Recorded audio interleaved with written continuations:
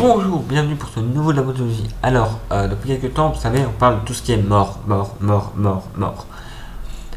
Le truc, c'est que normalement, avant de pouvoir parler de la mort des âmes, j'aurais dû commencer par parler de la création des hommes. Ce que je vais faire aujourd'hui, je vais préparer mon petit erratum. Voilà, l'humanité est née par les dieux, par les mythes, pour peupler la Terre. D'ailleurs, on trouve beaucoup de versions, parce que même mythologie, on en a plusieurs, alors comme il y a plusieurs mythologies, c'est un beau boxon. D'ailleurs, la première question qui va qu'on va se poser, c'est comment procéder. Que si les dieux sont nés du chaos originel, les hommes, eux, ne peuvent pas l'être. Ainsi, ils ont utilisé des matériaux premiers, des raies de géants démembrés. On se retrouve dans les récits de création du monde des êtres primordiales comme le Temia pour les Sumériens, Ymir chez les Nordiques. Parmi les matières premières, la terre est la plus souvent utilisée. De l'argile, très souvent. Surtout parce que c'est une capacité de modelage infinie. Les Sumériens, eux, vont faire les premières poteries, racontant alors des textes, ceci dans les textes. La déesse Mami va prendre 14 poignées d'argile, plaçant alors 7 à droite, 7 à gauche. Au milieu, elle placera une brique.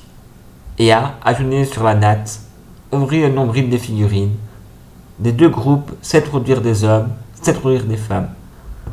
Une déesse qui créa les destins, les compléta par paire. Mami dessina les formes humaines, l'essence du monde, source orientale. Par la suite, après avoir vaincu Tiamat, créa les hommes avec l'aide de Dea, Marduk, vont perfectionner les hommes et leur donnant la vie.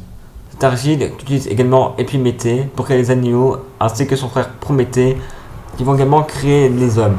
D'ailleurs, je vous renvoie sur l'épisode sur Prométhée et le boxon que va faire sa chair et tendre Pandore. Oui, c'est ce Prométhée-là. Mais bref, ces Égyptiens, eux, il existe deux versions.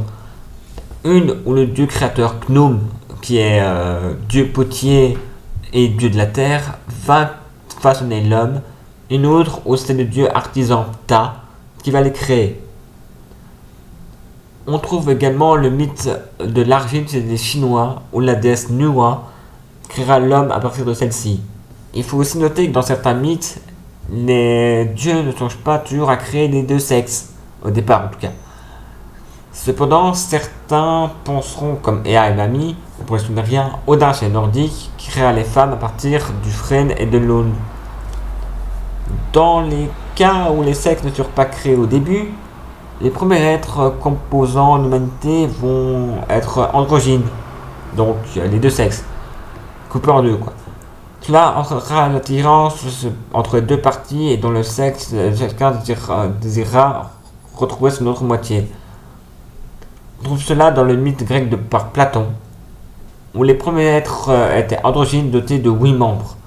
D'ailleurs, Platon racontera que les gens trop puissants, Zeus vont les couper en deux et que les premiers hommes vont s'affaiblir mais vont se multiplier.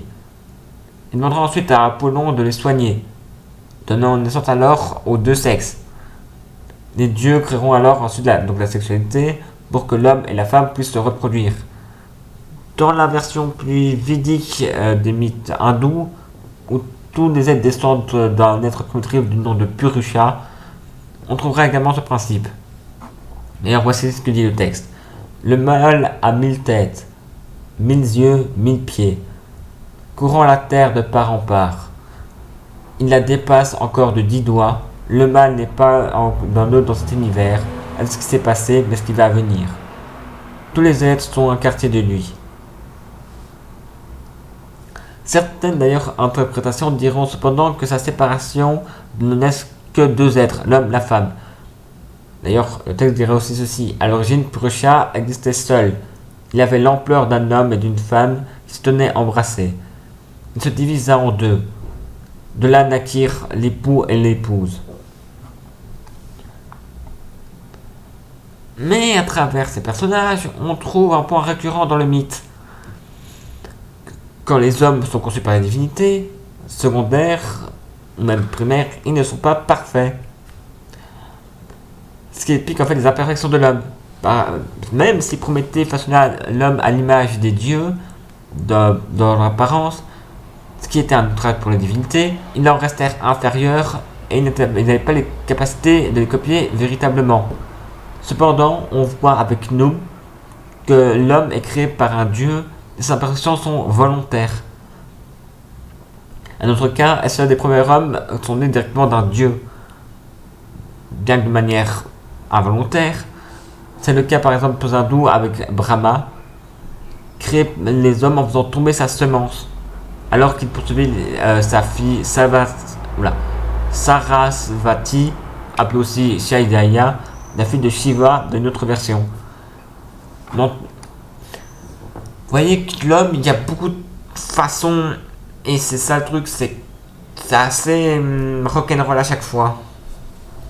On trouve dans l'interview avec le Rig Veda ou le banquet de Platon, dans la peinture avec la création d'Adam de Michel-Ange, on en trouve dans Fixi Nua et la création de l'humanité.